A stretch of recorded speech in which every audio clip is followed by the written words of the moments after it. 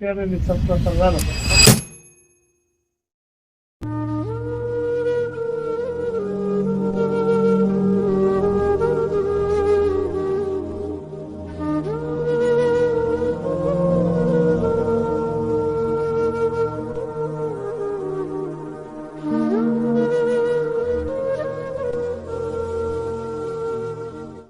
मित्रांनो, 9 ते 10 मार्च रोजी आमच्या गावची शेलविरे या गावची यात्रा होती आणि यात्रेच्या नंतर मी इकडं आल्याच्या नंतर माझा आणि जंगली दादांचा खूप दिवस झाला कॉन्टॅक्ट नव्हता. तर त्यांची आत्ती वारल्यामुळे मी त्यांना कॉन्टॅक्ट केला. तर मला एक थोडी नवलच म्हणजे दुःखाचीच बातमी कळाली की जंगली दादाला असं असं झालंय. नेमकी काय झालंय ते मी तुम्हाला सांगणार आहे आणि जंगली दादाची सध्याची परिस्थिती काय आहे हे पण तुम्हाला मी या व्हिडिओमध्ये दाखवणार आहे. मित्रांनो, आता दवाखान्यात आलोय मी आणि हे बघा जंगली दादा सलाईन लावलाय. आता ते थोडे शांत झोपले ते आणि हे त्यांचे सोयरे शंकर आडार हे त्यांच्यापाशी येते. तर हे बघा सलाईनच्या बाटल्या आणि मी आलो तेव्हा पण एक बाटली संपली होती आणि आता जंगली दादा आपल्याला सांगणारच नेमकं काय झालं. मला पण माहीत नव्हतं. मला अचानक कळल्यामुळे मी आलो. काय झालं नेमकं? काय नाही, थोडासा असा म्हणजे पेरणीचा प्रकार झाला होता. पेरणीचा कोणत्या साईडला झालाय? हा साईट या साईडला ना? म्हणजे काय हालचाल नाही होतच नाही भाऊ असं. नाही होते, नुसतं बघायचं पण चालू होते. काय म्हणतात नाही असं नाही, पण जास्त करून ते साईटला चालू होते. हालचाल होते पण जास्त नाही, थोडक्यात होते. नाही जास्त नाही. म्हणजे जाणवतं का हे हालचाल होते? हा थोडं जाणवतं. हा म्हणजे ही एवढी साईट आहे, एवढी हे झालंय ना आणि इकडे खाली काय नाही म्हणतो. खाली पाय का नाही एवढा, पण मग ही म्हणजे ही उजवी साईड जरा जास्त 70 ते 80% प्रमाणात झालं. बघा मित्रांनो, जंगली दादाच्या उजव्या साईडला पॅरालाइज झालंय हाताला आणि पायाला. याचा हात आणि पाय थोडे म्हणजे निकामी झाले आणि वाटतं त्यांना, म्हणजे जाणवत नाही काही असं चिमकुडा वगैरे घेतला किंवा असं काही, फक्त मनगट आलं ते. तर चला आता आपण त्यांचे सोय मेवणे शंकरकडून ऐकू नेमकी काय झालं तर काय नाही.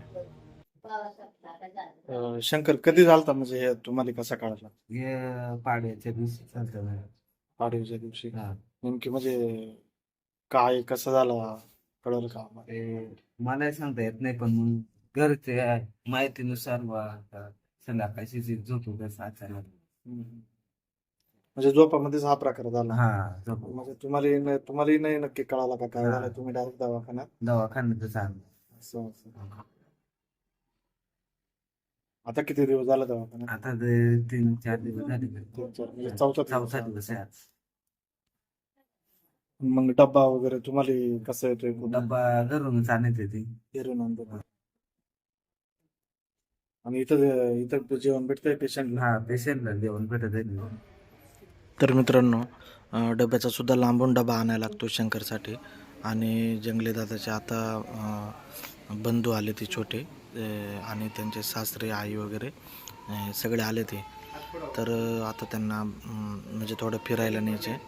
तर बघू आता त्यांचा कसा शरीर साथ देतोय ते.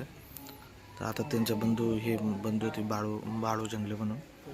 तर आता त्यांना चालवलं आणि त्या रामदास पण आलाय बघा. रामदासच्या अक्षरच्या तोंडावर म्हणजे तेजच नाही राहिला. त्याला पण खूपच दुःख झालंय, त्याच्या चेहऱ्यावरून सगळं समजतं. आणि बघा जंगली दादाला व्यवस्थित चालता नाही येत, धरून चालायला लागते आणि उजव्या साईडला तोल गेला तर तो सांभाळता नाही येत.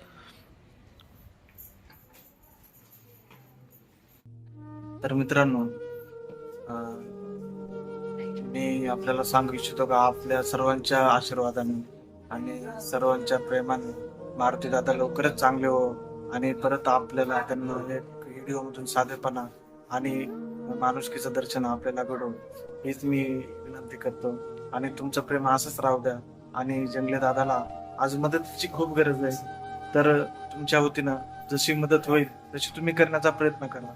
कारण जंगली दादाला साईडला पॅरालिस झाला आहे मेंदूला पण थोडा धक्का लागला आहे, त्यासाठी दवाखान्यात तिथं ॲडमिट केलं आहे. त्याच्यानंतर मग पॅरालाइज सेंटरला सिन्नर येत आहे, हलवण्यात येणार आहे. तर तुमच्या आशीर्वादाने तुम्हाला जी सगळं हाताने मदत करता येईल ती नक्कीच करा. त्यांचे मेवणे शंकर आडार हे सध्या ते जंगले दादापाशी ते आणि शंकरचा फोनपे स्कॅनरचा पण फोटो आहे आणि इथं समोर स्क्रीनवर दिसतोय तो नंबर पण गुगल पे फोनपे आहे. तर ज्याला जशी मदत होईल नक्कीच करा, कारण जंगले दादाची परिस्थिती सगळ्यांना आपल्याला माहीत आहे, एकदम हालाकीची आणि गरिबीतून ते वर निघत चालले. आणि हा व्हिडिओ आपल्या मित्रांना नातेवाईकांना भरपूर शेअर करा, जेणेकरून आपल्या जंगले दादासाठी फुल ना फुलाची पाकळी भेटली तर तुमचे पण खूपच आभार व्यक्त करता येईल. चला तर थांबू इथंच. नेक्स्ट अपडेट मी तुम्हाला लवकरच देईल.